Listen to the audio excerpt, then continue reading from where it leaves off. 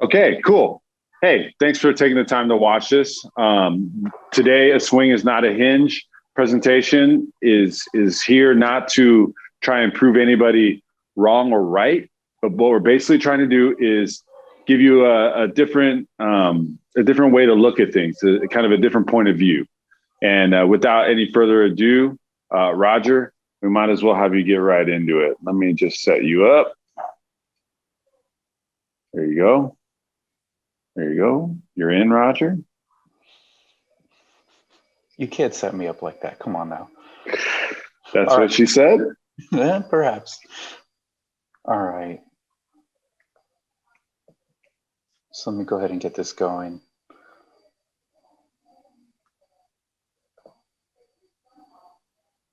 All right. So a lot of the information and certainly the ideas behind this came from when I was working with Jeremiah to write a guide on swings. And going over the existing information, we had a lot more questions than answers. This document at this point is, I don't know, close to 100 pages. Most of the answers are there, not all of them. But when we were examining the relevant information, we realized that the way that this is traditionally taught, although it has a lot of merit and is really useful for a lot of people, even if people who are teaching this stuff have the answers to these questions, they don't share them. One thing that we really try to do at Iron Revival is come up with reasons why. We want to know why. If people are going to say something like, you need to swing to chest level, why? And, you know, an answer like, oh, well, it's going to be better, or it's going to be harder, although that may be correct. And that may be, you know, intuitively accurate. It doesn't really provide the rationale behind the reasons. So that's where a lot of these ideas came from. So this is really just a glimpse into our process and sharing some of these ideas that we came across, and really trying to present looking at kettlebells in a new way. You know, the paradigm within which you view anything really influences your experience of it. It influences how you understand it. So if you're going to be a coach, if you're training yourself in these things, all we're asking is that you look at things a little differently, get a little bit curious, and hopefully come up with some different realizations than the ones that are currently out there. So what I wanted to do is start with some of the main objections. You know, I don't want this to just be an argument, but I do want to put the information out there. I think that's fair if we're going to make a claim that, you know, the swing is not a hinge, which people, as Ian probably saw in some of the comments on the posts, that some people are, you know, having a difficult time swallowing. At very least, we can come up, you know, bring our objections across and talk about what they are in full disclosure. So to be very clear, a hinge is a way to create a kettlebell swing. It is not the only way. It is not the right way. It is a way. So what we're really doing is we're looking at the difference between a hinge-based movement pattern and an exercise itself. So you have to separate the exercise from the movement pattern. So while it may be perfectly fine, we think, to say that a hinge is a movement pattern that you can find within some swings, to say that one thing is the other thing, we think falls short. So we do think that there are very valid variations of swings that do exist that are not hinge-based, specifically the squat-based swing. I think there are tons of good reasons to use those. They've actually been studied. We're not going to get too much into that just because the amount of material to cover is really, really large. And we just simply don't have time. Another problem is that the definition of what a hinge is not settled. I remember when I started coming across this stuff, listening to, you know, people debate for hours the difference between a hinge and a squat, and very few people can agree on what exactly that is. So if you have a term that is not settled or completely understood, used to describe another term that is not really settled or understood, we see some problems with that. So you may have your own definition, an organization may have its own definition, and that's totally cool. If your organization says, this is what a hinge is, and we teach hinge-based swings, cool. But the idea that one thing has to be the other is just something that we don't find very useful. We think that the classification is restrictive, and it really doesn't convey a lot of information. It may be helpful in some situations, maybe to coaches, but to the people being coached, it's a bit problematic. And one thing that we've talked a bit about, within our organization is the difference in how a coach understands a movement versus how someone being coached understands a movement. It's really easy after you're an expert and you've passed all kinds of certifications. It's really easy to go back and kind of have this back formation of, this move is this and this move is that. But it's not always authentic to a beginner. It doesn't always really resonate. So an expert may be able to go in and say, this is the best way. That very well may be true. And to be perfectly honest, I think if you're looking for power output, that a hinge-based swing is going to develop the most power for reasons we'll get into. But I have that knowledge looking back as somebody who's been coaching this for a long time and trying to understand this stuff. So I'm not exactly a beginner, and a lot of these comparisons will confuse beginners, even if they make sense to coaches. So does this matter? Are we really just looking at the difference between two words? I don't think so. We don't think so. One of the problems with the swing as a hinge argument is the most common comparison is a deadlift. I have seen very few coaches teach a swing without doing a deadlift. It's rare. I actually did it just this morning. Wanted to see if I could, and I did. No deadlift at all. But I was just trying to prove a point. Usually I use a deadlift, but the idea is that by having this comparison kind of lurking in the background of kettlebell culture, we have this idea that a swing and a deadlift are the same thing, and that a deadlift is just a faster swing. There are going to be some problems that poses, and we'll get into that in a little bit. Another reason why we think this comparison matters is there are bad training decisions that result from the idea that one carries over to the other, and there's also incomplete information. As we go through this presentation, we want to bring across the idea that there are some things that you're missing. If you think that this movement, these two movements are the same thing, you're not going to be looking in some really critical places you should be looking.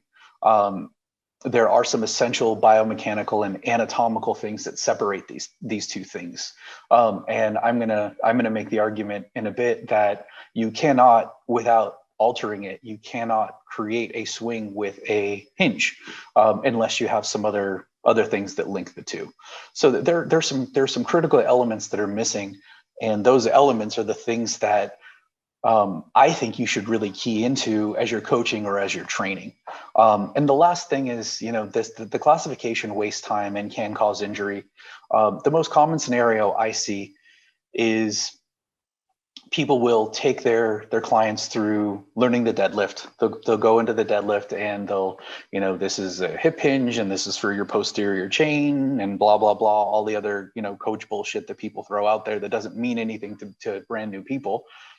And they spend, in some cases, 2 or 3 hours teaching someone the deadlift. And then when they're finally ready, they say, okay, now do the same thing and faster. And what usually happens is a combination of, overarching the back, shrugging the shoulders, raising the kettlebell with the arms. There's some critical elements that link a deadlift to a swing. So we can say a swing is a hinge-based swing is a deadlift plus a few other things that we'll get into.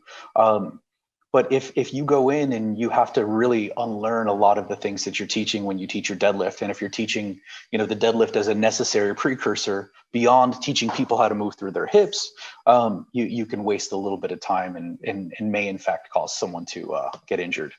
So some questions that I want people to ask themselves, especially if they're skeptical of this, which is totally cool. You don't have to agree with us, but what does the classification offer? What does it do? What does it do? I can see value, for example, in teaching a hinge. If you want to do a hinge-based swing to learn how to move through the hips rather than the low back, let's say, there's value there. But beyond that, what does the classification do? Does it help the coach or the one being coached? Does it limit or expand your idea of the swing? What assumptions do you make when you allow two things to be classified the same way? What assumptions are you making, and what are you missing? How many things must two things have in common to be classified the same way? And what do you lose by letting go of the classification? What do you gain? So these are some serious questions that I think are really key in understanding really your approach to exercise, kettlebell training, and really life in general. So what is a swing? I think we should at least state some of the things we think a swing is. I know this is kind of a pain in the ass answer, but a swing is a swing. We think that a swing is an important enough movement pattern to be self-sufficient. We don't think that it needs qualification. We think a swing is really about what you are doing with the kettlebell, and you can use a variety of strategies to make it swing. Okay, just like a jump is a jump and not a squat. People are perfectly happy to let those two things usually, even though you could maybe slow it down and say, hey, look, this is a ballistic squat. People don't usually do that. They realize that there are some fundamental differences between the two, specifically the objective. Rather than classifying movements by their gross pattern, okay, let's look at them based on their intention. If I were to use an analogy, a lot of people will look at anatomy in terms of dead people, which is a lot less useful at looking at anatomy in terms of live people. And the swing as a hinge is really very similar to looking at anatomy based on cadavers rather than people walking and running around. And that happens to be two other classes of movement that are very similar in so many ways. But when you get into the anatomy and the biomechanics of walking and running, their objective really causes so many things to be drastically different that they just can't be classified the same way. So a swing is a ballistic movement. Means that you've got it has to be propelled rather than lifted, and it is really anything that will get the kettlebell from the floor to the end of the arms or whatever your target is. That's what we think a swing is. It requires elasticity and very specific muscle contractions. Those we're going to get into a little bit of the force velocity curve and some of these other ideas of how the muscles need to contract. But it is a very specific type of muscle action that a deadlift or a hinge, and just for the sake of convenience, I'm probably going to use deadlift and hinge interchangeably. I realize that you can have hinges that aren't deadlifts, but a lot of times I'll kind of go in and out of that just for the sake of convenience. But the muscle contractions that you can use for both are going to be different in a lot of cases. The swing requires an extended field of motion. It's not going to just be one direction. A hinge or a deadlift is going to take stuff from the ground and pick it straight up. A swing needs to move back to move forward. So there's an essential component there. And angular acceleration versus linear acceleration is critical with a swing. If you look at applying force to an object in a straight line, you're going to get that object to move along that line.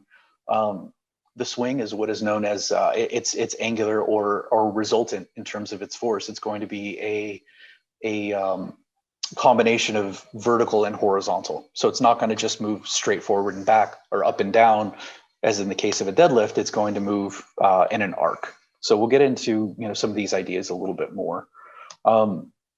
So some logical problems with the argument. Swing is a verb. And when you use it as a verb, the outcome of what you want to do with an object usually becomes clear almost right away. Yes, you need to focus on details and you need to think about your strategy because that's your job as, either a coach or someone who's actually training this stuff. But it's a verb and we're acting like it's a noun. Perhaps it can be, but I think we're getting ahead of ourselves and we're forgetting really the objective and the outcome. The hinge without an addition, as I think I've said this already, if you do a hinge without adding other stuff, you will not get a swing. It is not going to happen. So we'll get into why when we talk about force a little bit. But if a swing were a hinge, then why when you do a hinge without altering it, does a swing not happen? And that's maybe commonsensical, but I think it's kind of an important point logically to consider. The idea of begging the question, it's a logical fallacy, which basically means that you are assuming that a question is answered that has not in fact been answered. The difference between a hinge and a squat isn't settled. So because people can't say, oh, well, this is a hinge, this is a squat. Maybe you have your own organizational definition and that's cool. But I've been in this industry for 20 plus years and heard experts argue about this stuff. And I've never heard, I have heard one good definition of the difference between the two, but all the rest of them are woefully inadequate and people just simply don't agree. More problems. The community has discussions comparing squatty and hingy swings. The community that insists that a squat is a swing is a hinge rather, seems to implicitly understand that there are different types. And although they seek to invalidate one type, there's still this implicit understanding that there are different ways to move a kettlebell, which I think is really, really an important discussion. I think we should talk about the difference between squatty and hingy swings. What we should not do is say that a swing has to be this type or that type. So classification in that way, saying that a swing and a hinge are the same thing, it doesn't allow for variations or subtypes. So let's look at me versus Jeremiah. Jeremiah, if you were to compare the two of us, let's say aliens were to come down and invade, and they're trying to take one of us to cultivate a new race of humans on another planet. Now, clearly they'd choose me, but let's just say I wasn't around. Maybe I'm in the bathroom. They're going to take him because he's a human. If that's all they want is a human male, they're like, all right, we'll take this guy. But if you're looking at, the two of us side by side, he's about 9'6", I'm about 3'4". He's got a glorious beard. I have no hair. We have different body types. And if you're looking to maybe, start a basketball team, you probably want to pick him. You want someone who's going to put things on high shelves. He's your guy. Okay. For a lot of things that require looking under things, lifting heavy things, I'm probably your guy. So when you get into similarities, the similarities are really only going to be valid in certain contexts. And the question is how specific do you need to be? If it's like, oh, hey, I just need a male human, either of us will do. But if you're looking at a very specific reason, for one male human versus another, it's kind of important. So the last thing is it really neglects context.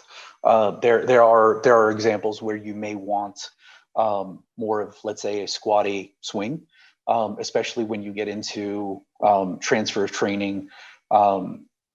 I think there are some applications there that we may be missing. So we also need to look at which we will not, to be clear, get into it in this presentation because we're not going to have time. But there are certain people that just can't hinge. There are limb lengths out there that just can't do it. And if you don't understand that this person who's built so tragically can't produce this movement, and you're trying to force this person to produce that movement, bad things are going to happen. So some practical problems with this, and we're going to get into these specifically. It neglects the stretch shorten cycle, the idea of preloading muscles. It also neglects the force velocity curve. So we've got some physiological things that we're neglecting.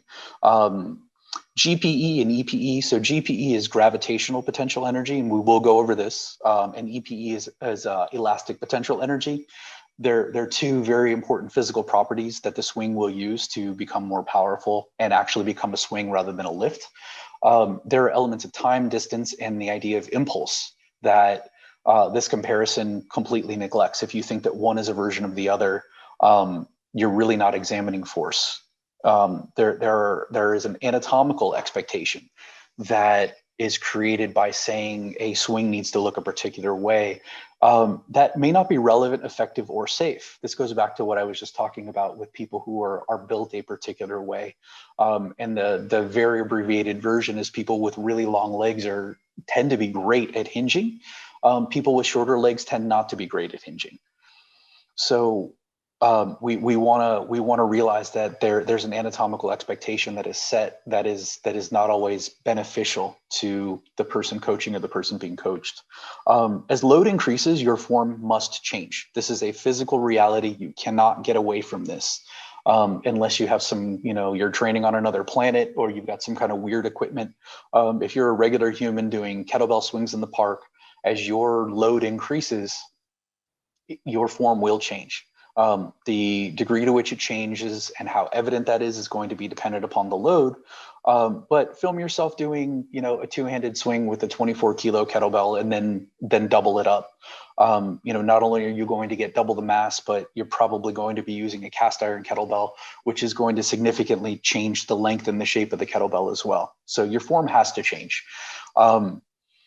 Another issue with this is that the idea of what is correct can supersede what's necessary and appropriate. So if I think a swing can only look one way, I'm going to force everybody in front of me to do a swing that way. This goes back to the whole injury thing.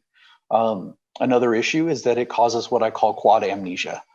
When you hear hips, hips, hips, hinge, hinge, hinge, you forget about the quads. The quads are vital, even essential to doing a swing. And one of the most common things that I do to correct, especially seasoned coaches when they come in, is focus on their leg drive. Swings don't happen without putting force into the ground. And the thing that is best able to put force into the ground is your quads. Your hips are great at accelerating the kettlebell. But once those hips get over the feet, you have to use your quads to drive down into the ground. And without the force, without the grand reaction force of the feet going into the ground, a swing will not happen. So, we forget about the quads when we train this swing, this kind of swing hinge variation or the swing hinge comparison. Another thing it does is it seems to elevate the idea that hip extension is better than hip flexion. Anatomically, that's just silly. You need both. Okay, if you can't have hip flexion, or if you don't have hip flexion, you can't have hip extension. It just doesn't work. So both are vital, and the idea that you need to train hip extension over hip flexion is incorrect. In some cases, hip flexion is exactly what you need.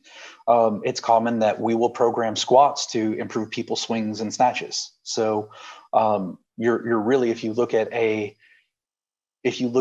the degrees of motion that you need to create a kettlebell swing, you're going to need a certain amount of hip flexion to get down there. So if you need hip extension, you can't get that hip extension without creating hip flexion. You can't move the kettlebell forward, which is what hip extension will do, until it moves back, which is hip flexion. So, it kind of creates this idea that one's better than the other. And again, we talked about one vague term defining the other. If a swing is in fact a hinge, then how much hip extension does it require? How much are you allowed to bend your knees?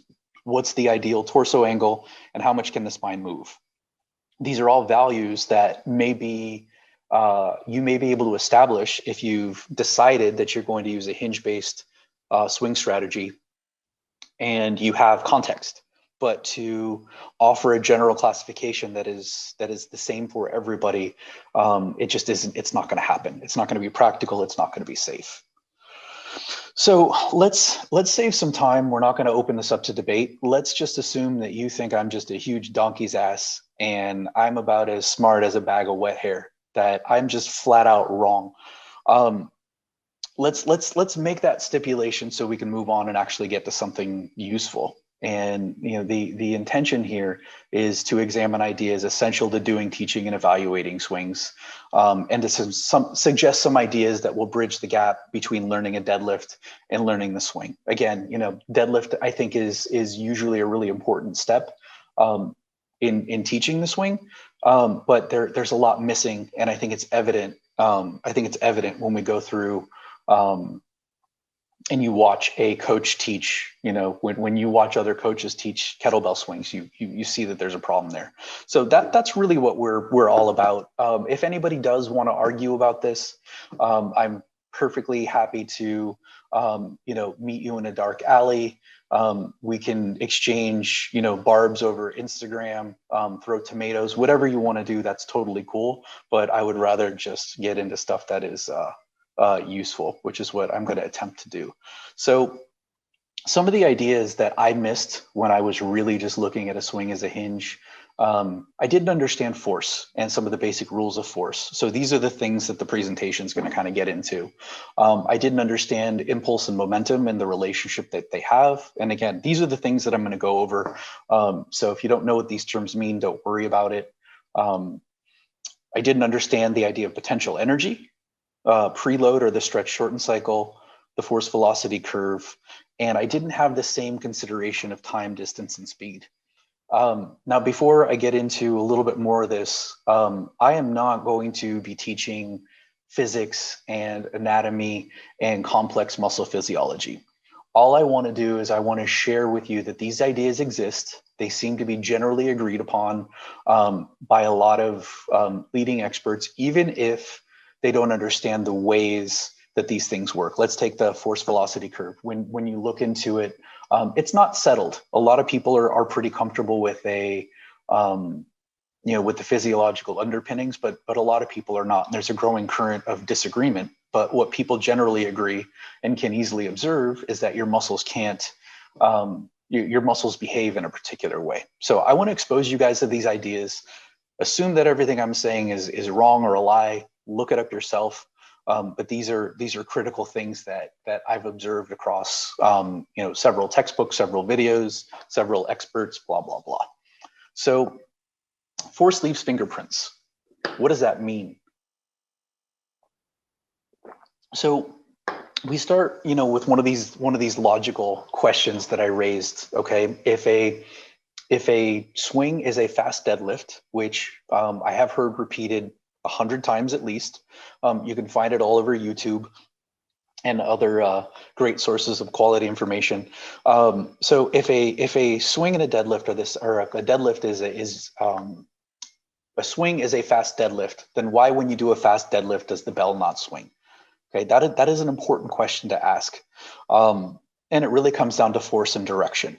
Okay, so you need to consider force and how it can transform your training and your coaching. What are some of the basic rules that it plays by, and how can you use these rules to evaluate whether it's a swing, a snatch, any of your ballistics, your clean, even your push presses, your vertical patterns rather than your horizontal. How can you evaluate force in a way that will allow you to understand not just what is the right form, which is almost never exists, but what is the right form for an individual? How can you look at somebody performing a movement and say, why don't you move the elbow there? Or why don't you stand like this? People who understand how to do that understand force and they understand the rules. So I want to talk a little bit about that basics, and I really, really encourage people to spend time with this information and understand how force is created and the value of understanding direction. You can tell why I say force leaves fingerprints is you can tell where force has been based on where objects have gone. Force is not directly observable.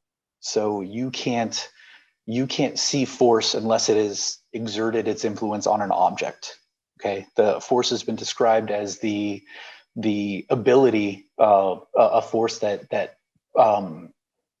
demonstrates an ability to accelerate objects, but you need objects in order to see force. So, when we look at this first slide, one's a deadlift. You can tell because I'm kind of purple. That's heavy-ish, and the other one is a swing. So in one, the the deadlift, which is proper form, has gone completely vertical. The other one you have, which is what the two arrows on the left represent, you have both a vertical component because it has come from the floor up to roughly chest level, and it is horizontal. It started back between it started in the hike, but this rep went back between my legs and then came forward into an arc. So one simple reason why a deadlift will not produce a swing is because the force didn't put it that way. It didn't move it that way. There's no opportunity for horizontal displacement in the hinge unless you move the arms back. You need something.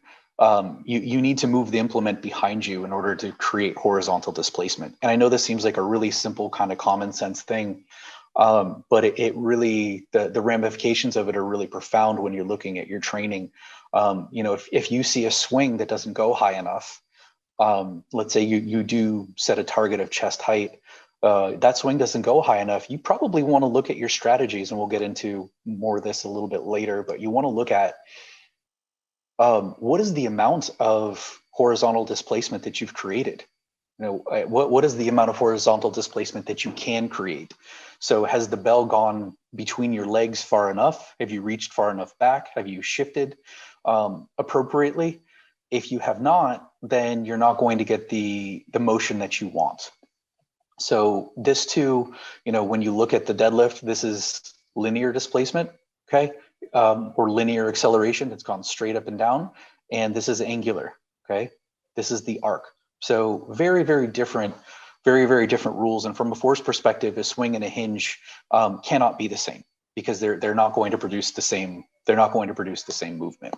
So when we're looking at force, we want to think about, when we're evaluating our own training or we're coaching, if the idea that force is only visible through the objects that it influences, then this is a really, really big clue when we're evaluating form. So one that I really like to look at is the idea of the knees going out in a swing. So actually, let's go back one slide. So let's say, we're looking at the swing on the left here. So the swing has already risen to chest level, and then it's going to go back down through the arc.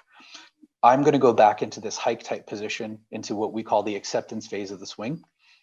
As the bell moves back and as the hips shift back, we are going to be extending or flexing the hip right here. We need to make room for hip extension to happen. If we don't have good hip flexion, the knees are going to move out. There's going to be a substitution of motion, what most people call compensation. For whatever reason, your first clue that something's wrong with your force generation is the knees moving out. If you're looking at what would happen mostly in the sagittal plane, so forward and back as opposed to side or transverse and in rotation, you're going to have these big clues. Those knees out are clearly not contributing to the motion in the direction that you want. Something's up. So even if you don't know what that is, you can still look at something and be like, whoa, why is that doing that? That's the idea of force leaving fingerprints. It leaves clues. If something is moving in a direction, something has to be moving in that direction. So we want to look at that. Other relationships to examine. If force is making it into the bell, something needs to transfer it. Okay, you do not need your legs for a swing. You need your arms. You don't even need your arms for a swing if you can use your body and you have some kind of goofy harness. I've used that to kind of demonstrate the way that the body can generate a swing. But either way, the idea of transfer is really, really important. The torso in the traditional kettlebell swing is the key link between the arms and the body. So the way a hinge-based swing or a squat-based swing works, for that matter, just to varying degrees, is the legs, let's just call it legs, forget about hips and quads and whatever. The legs contract forcefully to accelerate the bell forward, generating horizontal displacement. When the hips are sufficiently over the feet will push down hard into the ground and create a ground reaction force that helps the torso spin up and back. When the torso spins up and back, if it's rigid enough, and if the connection between the torso and the arms is rigid enough, the force will then transfer from the legs through the torso into the arms, and that's how you get your traditional kettlebell swing. So if you essentially have force that goes from your feet all the way into the kettlebell, and you don't like what's happening with your swing, you need to know how to look at the connections. Go from the feet to the arms. What's missing? What's not connected?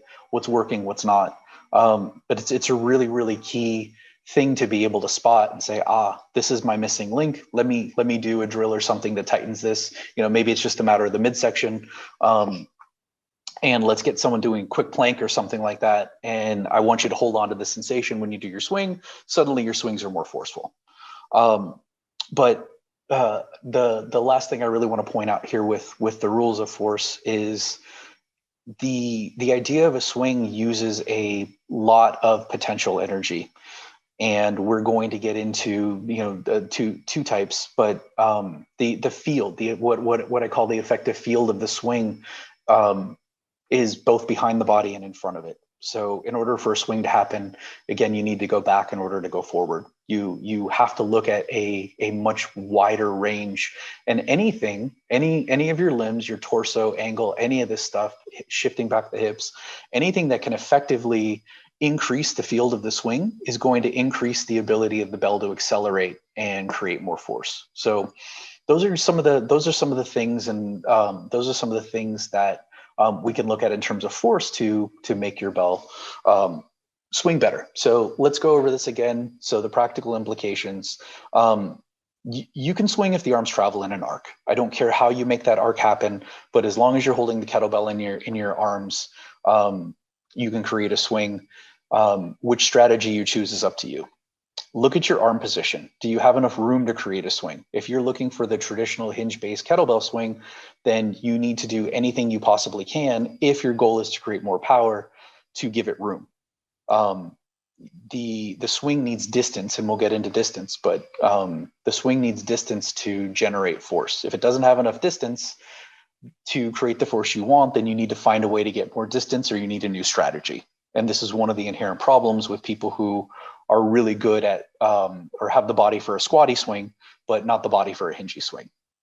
So the farther the arms can travel, the more distance a swing has to accelerate. So here's this little force equation that people like to post on Instagram. So force equals mass times acceleration.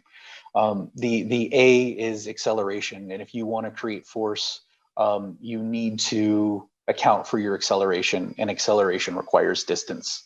So remember those rules of force to create as much distance as you can. Look at your limb motion to find the force. So for example, your off arm, if you're doing a one arm swing, what direction is it swinging? Why? A really critical concept is the conservation of momentum, which we're not going to go over here because we've already got so much to cover. But there's a reason why your arm may swing forward and back versus not swing at all, versus swing in at a diagonal. So the knees, what are the knees doing? What are the feet doing? Are your feet, pronating and supinating and doing all kinds of weird stuff? The force is going somewhere, and looking at your limbs and your extremities will kind of teach you where that force is going. And last, we want to go over the idea of both the cause and the effects. So if there's an application of force phase and acceptance force phase, we want to look at both. So don't just evaluate how well you are looking or how well you are generating the force for a swing, but how well are you accepting the force for a swing? These are really, really key things. Force summation, pretty simple idea. The forces that your body creates in its individual joints get added together to create more force. If your goal is to generate more force, and you want maximum power, then you need to find all of these joints, all of these muscles, and link them together in order to generate force. So consider your hips, your quads, your off arm, anything that may work. Any factor that contributes less than it can will result in a total loss of power. That may be what you want. That's not necessarily a bad thing, especially if you're going for endurance, but you should be aware of that. In this scenario, you ask yourself, are the quads less important than the hips? And this is really funny. I don't know if you've ever tried this, but try a swing without the hips or the quads. And if you do, record it, tag me in it because it's hysterical. Trying to swing without bending your knees at all, or or just going up and down without moving your hips. You can't do it. It doesn't work, and it looks really, really silly, and it's kind of hysterical. So the next concept we want to get into, is the idea of impulse and momentum. So the non-sciencey version, impulse is what moves the bell. The impulse is the force you apply multiplied by the time over which you apply that force. So two factors here. We've got force and we've got impulse. The greater the impulse, the greater the momentum. The momentum is just kind of the tendency of that kettlebell to move in the direction you want. Momentum is kind of the name of the game here. So what that means is that when we look at impulse and momentum in their relationship, when your force is applied all at once, you have the effect of force being greater. And I'm going to give you an example of this, in a second. So don't worry if this doesn't make sense right away. When you spread that force out, even though it may be the same force, what you're really looking at is that time variable. If the same force happens in a more spread out time, your force will effectively be weaker. So the way impulse generally works is it can be effective. You can use a lot of force over a quick period, or you can use less force over a longer period. The force may be identical in both scenarios, whether it's applied quickly or slowly, but the duration over which you apply it is going to result in a much, much different feel. So would you bend your knees? The idea here is a scenario that I think that you can intuit and get the idea of how impulse and momentum works. So you're falling out of a tree feet first. How do you land? Do you land with your knees bent or straight? If you don't want to shatter your legs and shit your pants, you probably are going to bend your knees. You're probably going to bend your hips. You're probably going to bend your ankles. You're probably going to come to rest with your palms on the ground. You're going to fold your body as much as possible in order to dampen the force. Now, when we look at force and how it's created, you're not changing the height from which you've fallen. You're not changing your mass. You're not changing the time over which you accelerate. All you're doing is you're changing how you apply the force that has been generated to the ground. By bending your knees, you are applying that force over longer. And in one scenario, you walk away, you're perfectly fine. In the other scenario, you're in the hospital. So the force is the same, but spreading it out over more time makes it less effective. If the force were, the force being more effective will shatter your legs. The force being less effective will keep you, walking along and strolling about, having a nice, happy picnic. The idea is, again, the force doesn't change, but the time component does. That will significantly alter the effect. So how we tie this into kettlebell swings is if we want maximal force, we want it transferred right away. So this is falling out of the tree with straight legs. Okay. If we want it to be less effective, then we want to bend. And where we really see that is the way up and on the way down. So if we want more force, we want to transfer it quickly. And we want to realize that the force in the swing is, the acceleration is done with the hips and the legs. But the force is really going to be applied to the bell at the moment where the torso is done kind of spinning back and it switches pivot points. If you're analyzing the motion of a swing, your axes of rotation are going to be your knees, your hips, and your ankles. Your torso as a unit is going to spin back.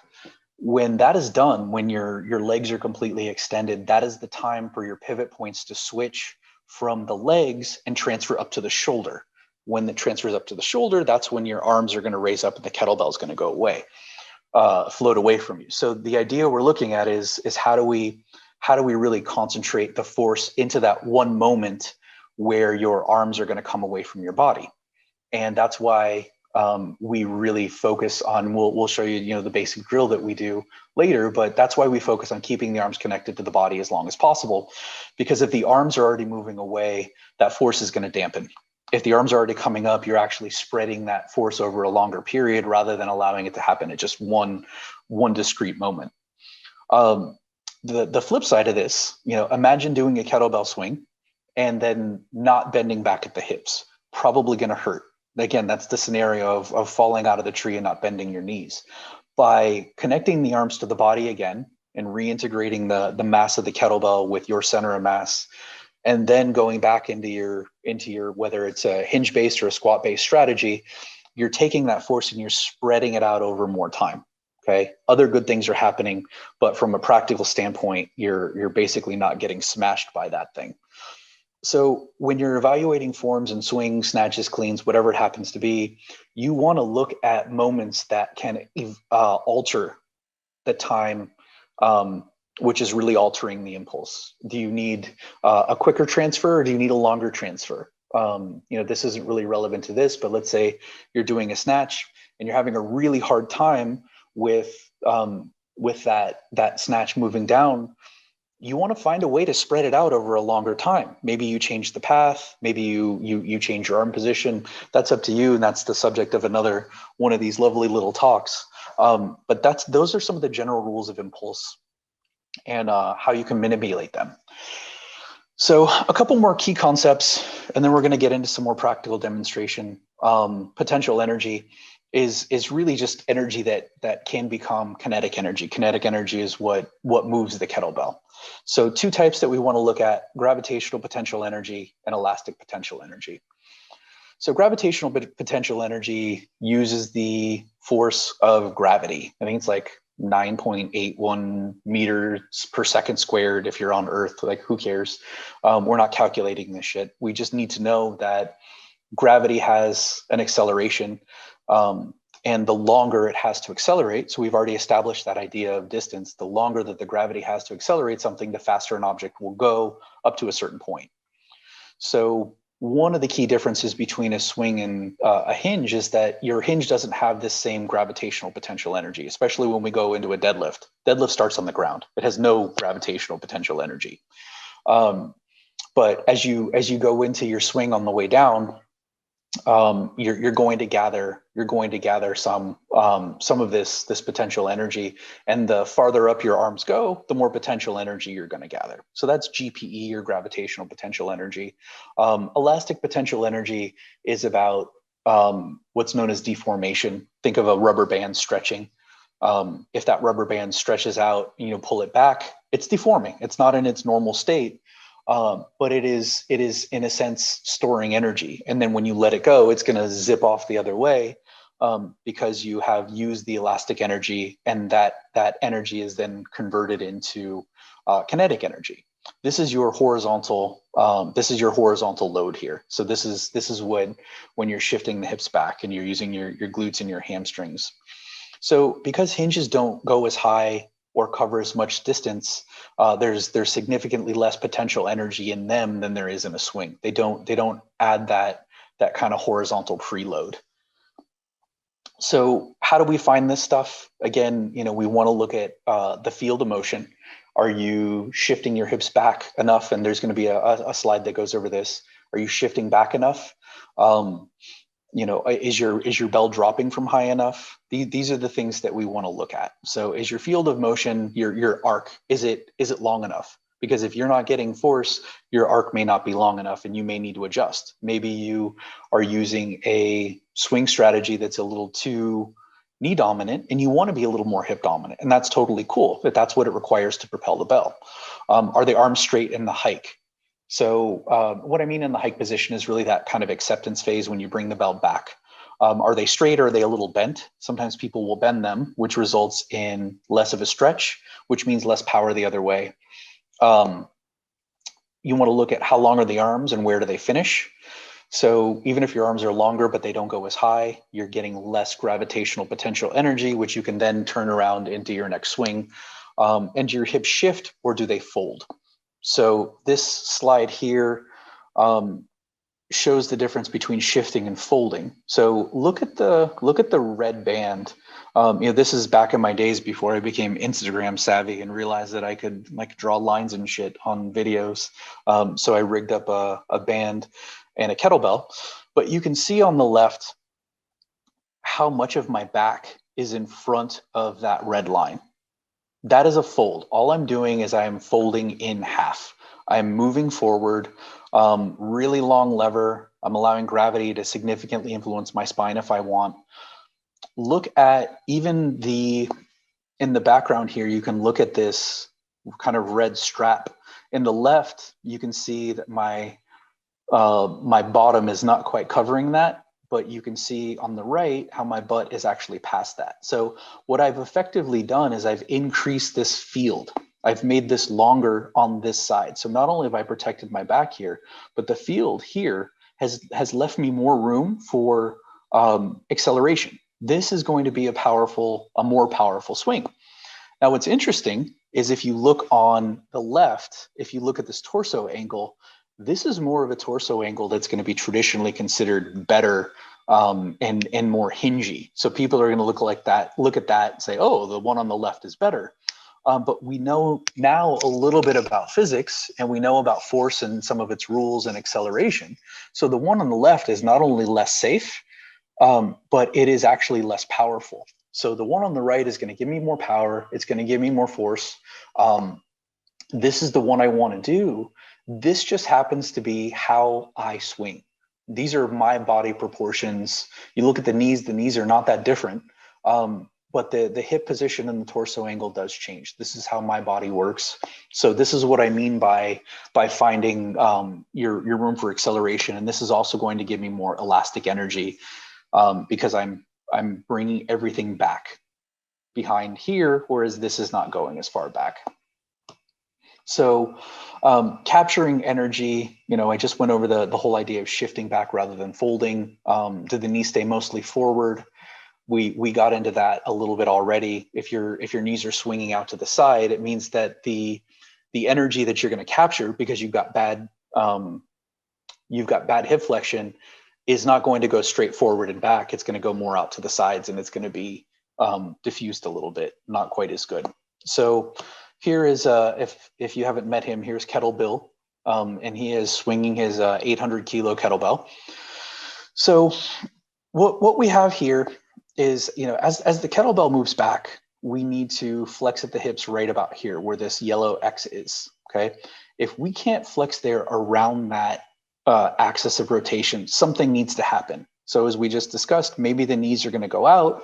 But what I see more commonly, especially people who have that real hard arch in their back and a lot of that anterior tilt, is as the force goes back, the whole pelvis will orient. Okay, it's not going to spin right through here. This is going to be your new axis of rotation. So you've got this, your tilt is defined by the top of the structure. So this is an anterior kind of rolling of the pelvis. And yes, this is totally exaggerated, but it still illustrates the point. So your axis of rotation goes from there to there. So you don't have the force, rather than going straight up and down or back in this ideal motion, now is getting thrown up into the back, which is potentially a cause of injury, but it's not an efficient flow of force. So now the force that you could capture is not captured as effectively. So think of a slingshot. If you're making a slingshot, do you want to make it out of, nice strong sticks, or do you want to make it out of pool noodles? If your structures are all wobbly and wiggling around, that force is going to go everywhere other than where you want it. So this is going to be problematic. He hurt himself. He's like, wow, I need to work with these guys. They're great. My swings are shitty. Maybe I'm going a bit too heavy. And this actually happens quite commonly. The anterior tilt, it's just one option, but it is something that happens all the time. And your spine will in fact fall off if you do this. So be careful. So this is the difference, very subtle, between the spinal hinge and no hinge. So the reason why I have this slide here is to show you, unlike the really bad videos and posts that show these ridiculous scenarios that are never going to happen, this is what it actually looks like. If you want to be a coach, you need to be able to look at these two photos at some point and understand the difference. The one on the right, you can see mostly by my shirt, is primarily straight. Okay, my spine is what most people call neutral. Everything else is roughly the same. My angle is maybe a little less steep. There may be a little less hip flexion, but I don't have the bend in the spine. Okay, This on the left looks like I have more hip flexion. I don't. If you can look and see here where my shirt's kind of bunching up, this is that spinal hinge strategy. And a lot of people are going to look at this image on the left and be like, oh, this is a better swing. Your back should have a natural arch. Sure, your back should have a natural arch. The question isn't, should the arch be there? The question is, why is the arch there? And if I am arching my back, okay, if I'm arching my back to accept force in an inefficient way, then that's something that I'm going to want to fix. Some motion is totally natural. So I'm not suggesting that, you can look at, lumbo-pelvic hip rhythm and things like that. So some motion is totally cool and totally natural. But the idea is when you're looking at capturing force, you're looking for things to be excessive. And if when the swing comes back and it's supposed to be going up and the force is going that way, but then it swings up into the pelvis and into the back, you can run into some trouble. So a couple more things. We're almost through this, and then I'll turn it over to Jeremiah for a bit. But we want to get into the idea of the stretch shorten cycle and preloading. So the stretch shorten cycle is just a physiological occurrence that basically says that when you stretch a muscle rapidly and quickly, so this doesn't happen when you stretch a muscle for several minutes. That's actually inhibiting this reflex. Potential energy is amplified, so we're capturing that potential energy, and it's amplified by a really, really quick muscular response. That's the stretch shorten cycle. So if our tissues are adequately preloaded before the swing, okay, and they're deformed but not too much, then the muscles are going to produce a powerful contraction. You will have a little bit of the stretch shorten cycle in your conventional deadlift. You'll see a lot of lifters either rolling the bar into place or they'll straighten their legs really quickly to get a stretch, and that's what they're doing there. But it's really a question of degree. So the things that influence this, the two main factors are the rate of stretch, so how quickly it happens, and the amount of time between the stretch and the discharge. So if you stretch really quickly, but then you don't go into your next swing for a couple seconds, you're not going to have this. So you want to maximize this. Not only do you want your stretch to be as forceful and rapid as possible, but you don't want to wait before your hips go back. So the more you can accommodate and control your force, okay, the more you're ready for it and you're not getting motion in unwanted directions, the more powerful your swings are going to be, because they're going to capture all that potential energy. They're going to have all that elastic energy. They're going to take advantage of the stretch shorten cycle. So force and velocity. So the force velocity curve, again, this is way, way dumbed down and super simple, but the idea is that muscles can either contract quickly or they can contract maximally. If you are doing your max deadlift and it goes up quickly, you are not doing your max deadlift. Put more weight on the bar and try again tomorrow. Okay. There is some overlap. Yes, you can lift heavy weight quickly, but as you get heavier and heavier and heavier, the contractions are going to slow way down. So exercises tend toward either maximal contractions, which are slow and heavy, or maximum speed when things are kind of fast and light. So the type of strength required for hinges and swings is actually very different. They would live at different places on the force velocity curve. Deadlifts are allowed to be slow or fast, but swings must be faster. They're not swings. So when we get into our velocity-based training, let's say we're working with somebody or we're training ourselves, and we need to find a way to improve our swings, we need to realize that swings require a particular type of muscle contraction. So you need to allow for maximum stiffness and control to capture the potential energy. So we know that. So maybe some high tension work would be in order. But we also know that contraction speed is important, the right kind of speed. And I often see people trying to teach floor bridges to people in order to get their swings better. And that may be beneficial if you're trying to teach someone how to use a hip better. Maybe they're having trouble, they're having trouble using their hip rather than their back.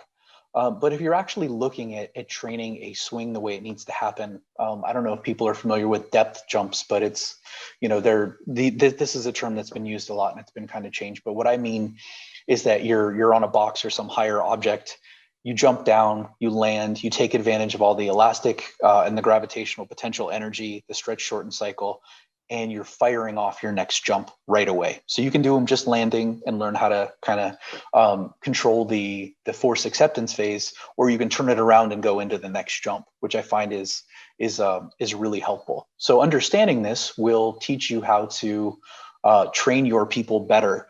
If you are using slow strength exercises to improve fast strength muscle contraction, it's probably not going to work. So keep that in mind as you're training people. So the last three things I want to focus on. You're really looking at these are the variables that you're looking at during almost all of your kettlebell training or any training in general, but specific to the swing. So assuming that the force is constant, sometimes when you add more distance, your force actually slows down. But if the force is constant, the longer the bell can accelerate, the bigger your motion. So let's take the analogy or the example of the arms kind of in that little T-Rex swing versus all the way out to chest level. The longer your arms have to accelerate, the faster the bell's going to go. And this is really relevant with the acceleration phase.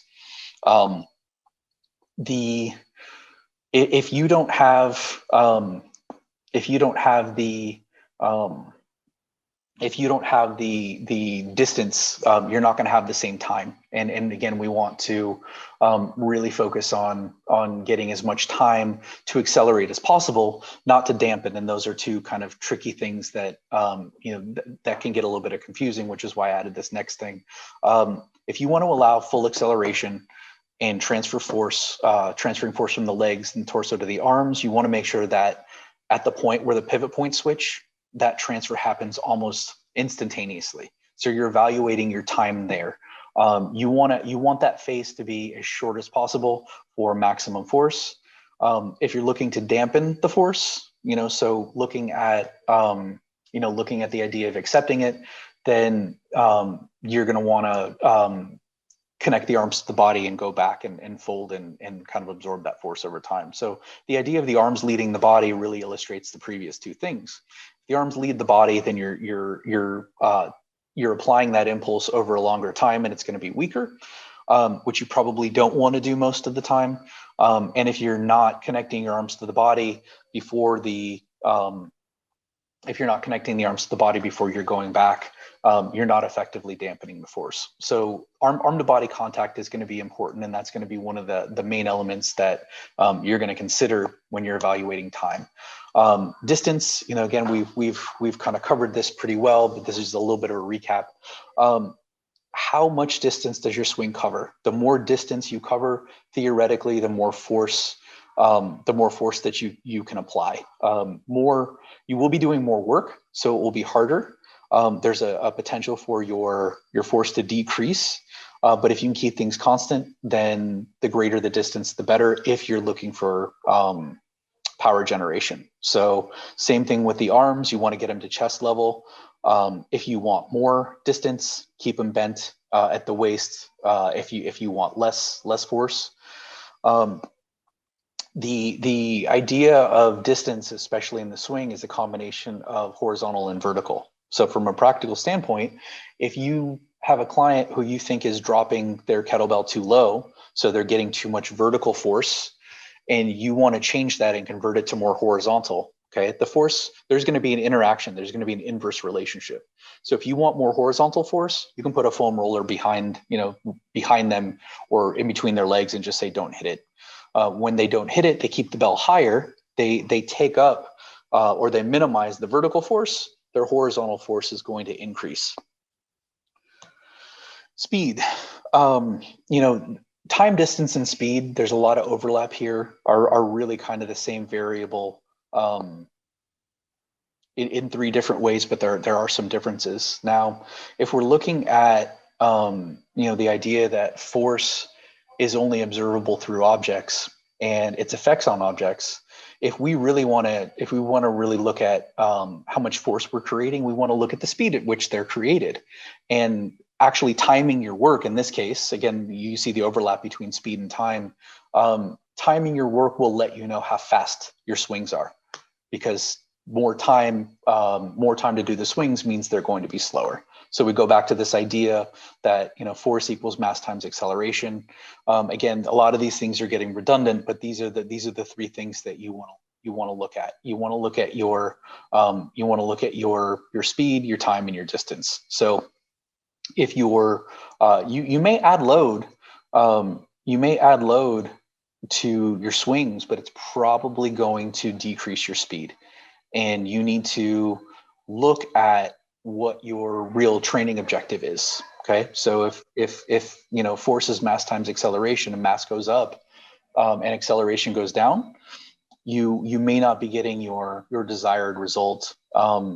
We also are looking at power, that has a speed component. Power is how much work you're doing, over a given time, and that's going to have a speed component. So if you slow down too much, you really need to ask yourself, am I really training power?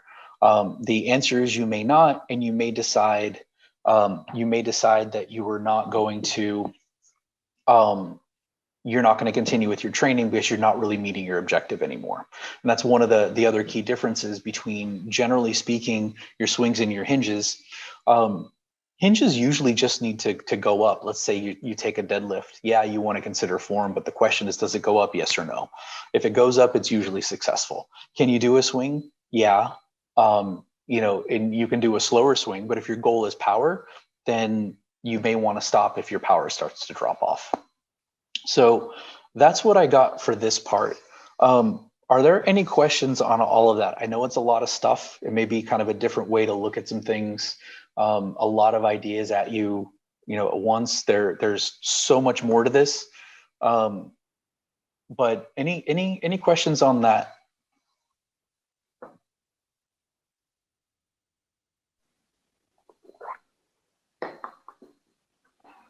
All right. So if we don't have any questions there, if we do have questions later, feel free to email us.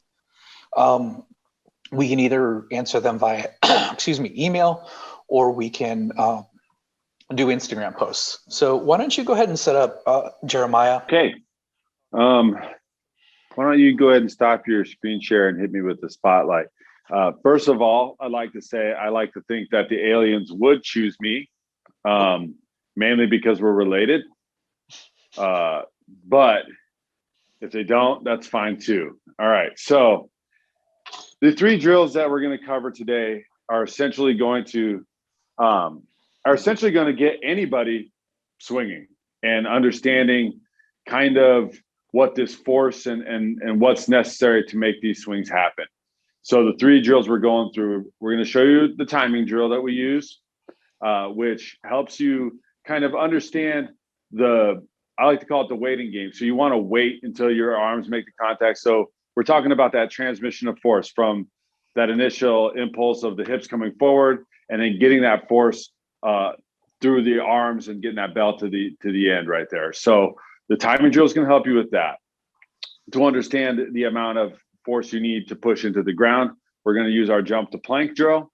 And finally, without a doubt, this is like one of the most simplest ways to teach a swing, and it may seem silly, but the baby swing, which Roger contests, would use a baby, but having had a baby, I will say we won't use a baby, can get anybody swinging relatively easy. In fact, I think it was like 2 weeks ago, I was at a friend's place, and I haven't trained this person in many years, and she was like, "Oh, I want to start doing more kettlebells." I said, "Okay. Let me see your swing." And then she went to go do it. I said, "All right, stop. Let's do the baby swing." And then within a matter of minutes, or actually seconds, she was doing it. So let's start with the timing. Okay. So the timing drill is pretty simple. What we're emphasizing here is we're emphasizing the force that we're driving down and the horizontal force of the bell, the horizontal travel of the bell. So we're here, and then it's essentially going to end up here. So our starting position is here, and you can use these anytime. So it's 1, boom, our arms are still contacted. We want to try and keep that arm to body contact for as long as possible. So the bell's going to go no matter what. But the sooner you start to release these arms from your body, the more problematic it's going to be for about a billion things that Roger said in that past hour. So our timing is 1, Then it's 2 because all that energy is going out, and then it's got to come back. So then it's 3. So here is where we want to talk about maybe trying to avoid those low swings. So you're getting those arms, they're now reconnected to my body. I'm going to absorb all that energy back into number 4. Okay. So here we are. He's got 1, 2, 3, 4. If your swing is able to hit those benchmarks, and obviously it's going to be much faster with the swing, it'll be nearly impossible to count, out loud to yourself in real time. But if you're able to keep that timing and those basic connection points, you're going to have a better swing, just period. So if we take our swing and we go, I'm using my timing and I'm waiting for it to come back. If I don't wait, I'm going to get that long, low swing. So remember, timing drill, pretty simple. 1, 2, 3, 4. Requires no kettlebell. You can really have your students drill that over and over and over. You can do that as your active rest, fast and loose. If they're having a hard time trying to get their timing of the swing down, this will get you right there. Secondly, go ahead, Raj. This drill really goes over that idea of impulse and applying force into the bell all at once and accepting the force. So just to kind of tie all these things together. He mentioned it, but I really wanted to kind of call that out and emphasize that a bit. Excellent. And I think this drill right here, the importance of this drill is pretty impactful, because if you're trying to get somebody to swing, and whether you've coached somebody to do this or not, you're bound to run across this. It all happens almost every time somebody new to swinging is happening. They're going to swing, and they're going to be the slowest swings you ever seen in your life, which results in a lot of this. I look like a baby elephant doing things. You need them to be quick, okay? And separating that, let's say like that deadlift, is that going to be that slow lift up, boom, which isn't going to produce a bunch of force forward. Well, we need it to be quick. So the jump to plank is going to be a great way to do that. So it's simple. We're going to jump. So what does this look like? This looks like the bottom of a swing, right? And we're going to jump to a plank, okay? So you can get the arm straight up. And I'm not getting off the ground too terribly much. Let me scoot this camera back just a little bit. I promise not to let it fall again. Whoa, that was close, Roger. All right, so not a lot off the ground here. And as I'm coming up, I'm driving, I'm engaging these quads, and as I'm landing, I'm giving these a little bit of tightness, giving this a little bit of tightness, and giving this a little bit of tightness. So I'm creating that pattern for that force through the ground that you need to get that kettlebell really moving. Okay. Now, another way you can do these, Jeremiah, go ahead and do them quick. This is to teach the opposite part. So up and then do a little bit of land and then go right back into it. But if you do them like that, you're learning how to accept force. You're learning how to channel the potential energy, and you're learning how to turn it around and go the other way. So there are a couple different ways to do that. Both very effective. They will really teach the proper way to generate force, and will help you with the basically capturing all the energy and learning how to turn it around and go the other way. Excellent. And remember, it's just a little jump. It's just a little jump. Okay. And finally, everybody's favorite, the baby swing. We didn't invent this. We just like it. For one, it's going to cover a lot of things. I'm going to keep my arm to body contact, and I'm just going to start by generating momentum. Slight hinge right there. Boom. I'm going to bring my legs in a little more. And as the power goes up, that's when my arms start to leave my body, just like we talked about, waiting in that timing drill. So our baby swing right here, almost anybody, you put a kettlebell in their hand, almost anybody will be able to do this portion.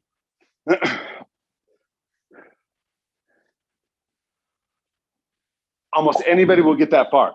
And then from there, it's just a matter of more drive.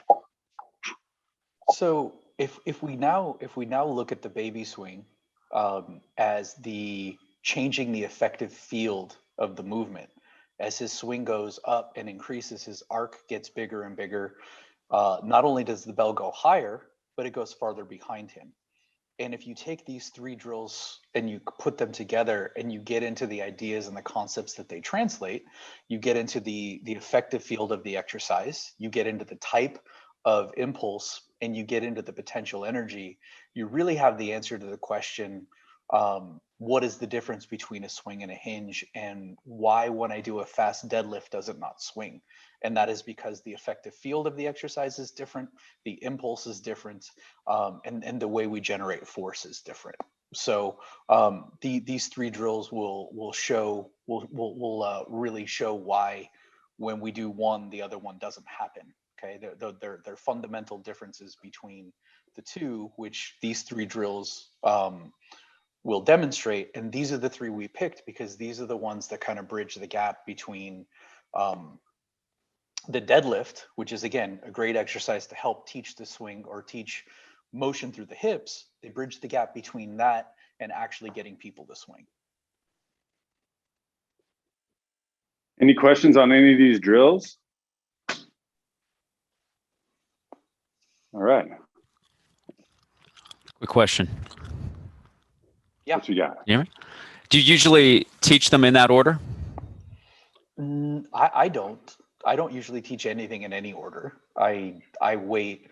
I wait, and I don't think that a lot of coaching is effective. I think that you give people a general idea of what they need to do. You don't let them hurt themselves, and then you check the output. And a lot of people can, depending upon how they learn, a lot of them are visual learners, and they can just pick it up pretty quickly. So what I'll do is they'll kind of mimic the shape of a swing, and then I'll decide, okay, this is an impulse problem, or they're not going far enough back, or whatever the issue is.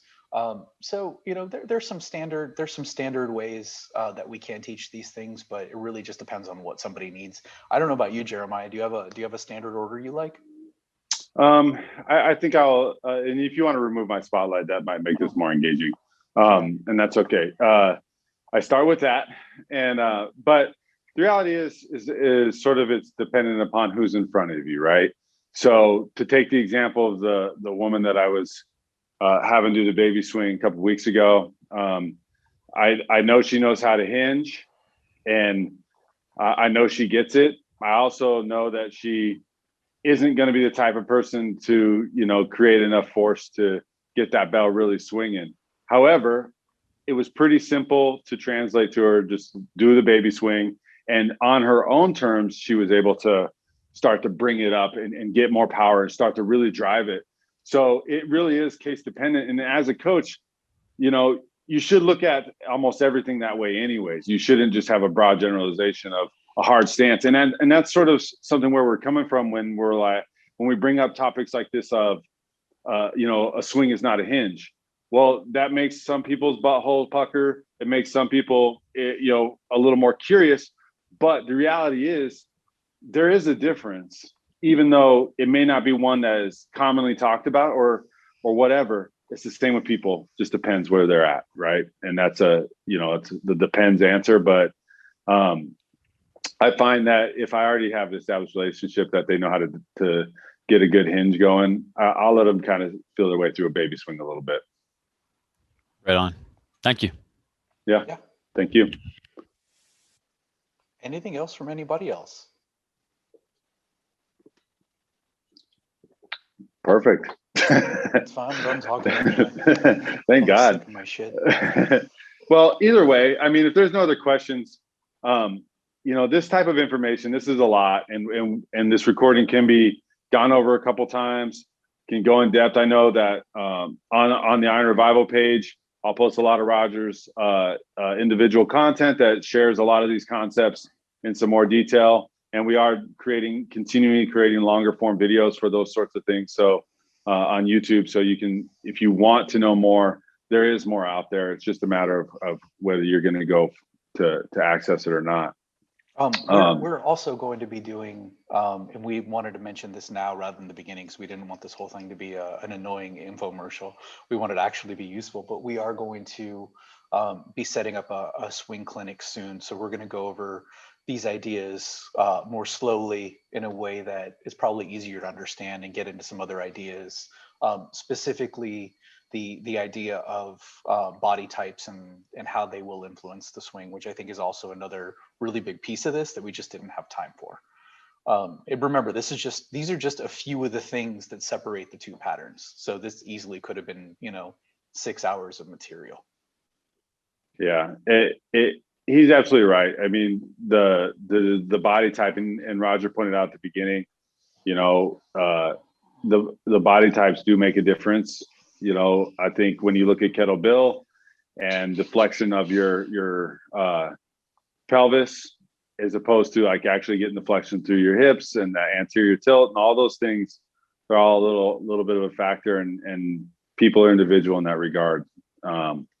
As for that swing clinic, it looks like it'll be in about 3 weeks, and it's just going to be 3 sessions. So if anybody wants to check that out, all the information will be mailed out to everybody via snail mail.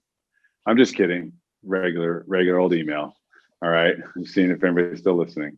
But certainly take these concepts and go deeper. Yeah, that's about all we have. We like to thank Ian for partnering with us at Kettlebell Collective. Would you like to say anything, Ian? Thank you, guys. Just one more question, if there's time. You were talking about the more distance the bell travels, the more power. Potentially. Yeah. Is there more potential? And you may have addressed this. Is there more potential for distance with the hip shift or the fold? The shift.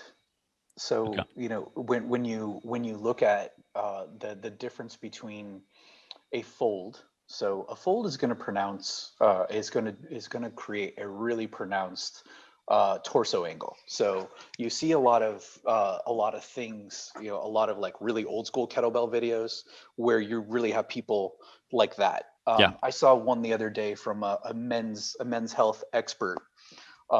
And this guy was just all over the place. And he said, I want you to be able to set your drink on your back, which is almost nobody teaches it that way anymore. But again, he was a guy who looked great in his little short shorts, and good for him. He had a great tan.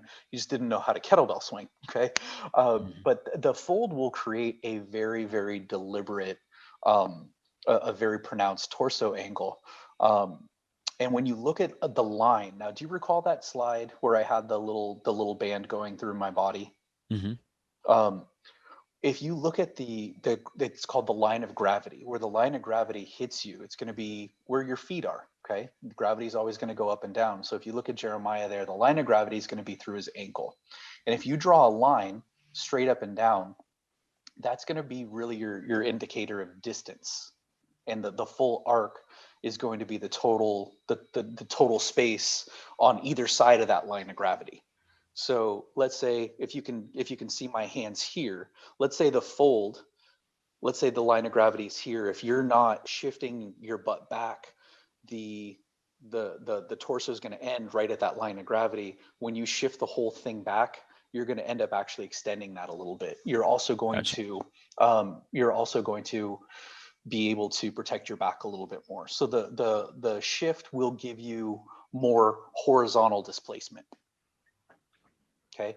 And if you're looking for power, I do think that, even though I don't think a squat and a hinge and a swing are the same thing, I do think that the superior type of swing is a hinge-based swing if you're looking for power generation, just because it allows more horizontal displacement. So you're going to get more front to back motion if you do the shift as opposed to the fold. Does that make sense? Yeah. Cool.